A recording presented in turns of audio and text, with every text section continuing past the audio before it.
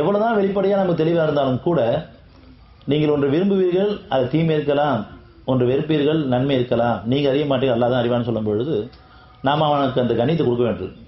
நிச்சயமாக பார்க்கறதுக்கு நல்லதுமாக தான் தெரியுது, இது உனக்கு பொருத்தமாக இருந்தால் மட்டும் நடத்தி கொடு, தீமையை நீ தடுத்துரு அப்போ நம்ம கேட்கணும் இருக்கணும். நம்ம நினைக்கிறது, நம்ம பேசுறது, நம்ம செய்கிறது எல்லாமே சரியாக நினச்சிட்டு இருக்கோம். அங்கே தான் நமக்கு ஒரு பிரச்சனை வரும்போது எப்படி இந்த பிரச்சனை எனக்கு வந்ததுன்னு தெரியாமல் போயிடும், அந்தளவுக்கு கவனமாக போய்ட்டோம். ஏன்னா என் மேலே அந்தளவுக்கு எனக்கு நம்பிக்கை, எனக்கு எல்லாம் தெரியும், நான் சரியாக நடந்துகிட்ருக்கேன் அப்படிங்கிற அடிப்படையில் நம்ம இருக்கும் பொழுது நமக்கு நம்ம அறியாத விதத்தில் பிரச்சனை வருது. ஏன்னா இறைவனை பொறுப்பைப்படுத்தாமல் என்னுடைய அறிவு கொண்டு நான் பார்த்தது கொண்டும் பேசினது கொண்டும் என்னுடைய எண்ணத்தை கொண்டும் நான் விளங்கி வச்சதை கொண்டும் இது சரியாக தான் நினச்சிக்கிறோம். அதுக்கு மேலேயும் என்னுடைய ஆற்றலை கொண்டு அது சரியாக இருக்குமா இருக்காதா அப்படிங்கிறத அவன்கிட்ட ஒப்படைக்காமல் விட்டதன் காரணமாக நன்மையாக இருக்கிற பிரச்சனையும் தீமையாக மாறிட்டு, நம்ம இதெல்லாம் வெளிப்படையாக நன்மையாக நினச்சிட்டு இருக்கிறோமோ அதெல்லாம் தீமையாக மாறிட்டு.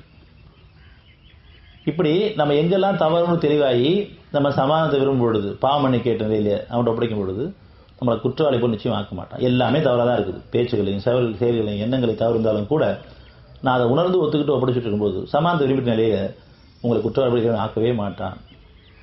68-35 என்னுடைய வாக்கு உறுதியானது, நாம் சமாதானத்தை பேணுபவர்களை குற்றவாளி போல் ஆக்குவோமா. நீங்கள் சமாதானத்தை விரும்பிட்டே இருந்தீங்கன்னு சொன்னான். சமாதானம் எப்போ கிடைக்கும்? நான் எந்த ஒரு விஷயத்தையும் எந்த ஒரு தேவையும் அவன்கிட்ட ஒப்படைக்கும் பொழுது. சமாதானம் கிடையாது காரணம் நான் அவசரப்படுறேன், எதுக்கு எடுத்தாலும் அவசரப்படுறேன்.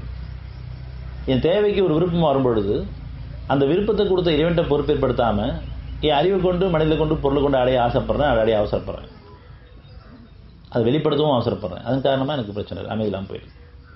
அவன் கொடுத்த விருப்பம் அது அவன் தான் வைத்து தரணும், நம்ம அவனை கண்ணியப்படுத்தலை. சமாதானம் வேணும்னு சொன்னால் அவன் கொடுத்த விருப்பத்தை முதல்ல அவன்கிட்ட ஒப்படைக்கணும். முதல்ல நம்ம ஆசைப்படுறோமா விருப்பப்படுறோமாங்கிறதே தெளிவில்லாமல் இருக்கும். விருப்பங்கிறது நம்முடைய தேவையின் அடிப்படையில் உணர்வாக வர்றது விருப்பம். என்னுடைய மனநிலையில் என் தேவையை சூழ்நிலை அறிஞ்சு இறைவனை அறிவிக்கிறது விருப்பம். அந்த விருப்பத்தை அவன்கிட்ட ஒப்படைக்கும் பொழுது அவன் பொறுப்பேற்றுக்கிறான், மனசு அமைதி கிடையாது. எப்போ அமைதியாக இருக்குதோ அது அவன் பொறுப்பேற்று அர்த்தம்.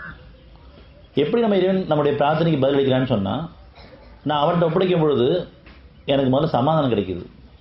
அந்த சமாதானத்தை இறைவன் அவன் கொடுக்குறான், உன்னுடைய பிரார்த்தனை ஏற்றுக்கொண்டேன், இப்போ என்னோட உதவி சமயமாக இருக்குது.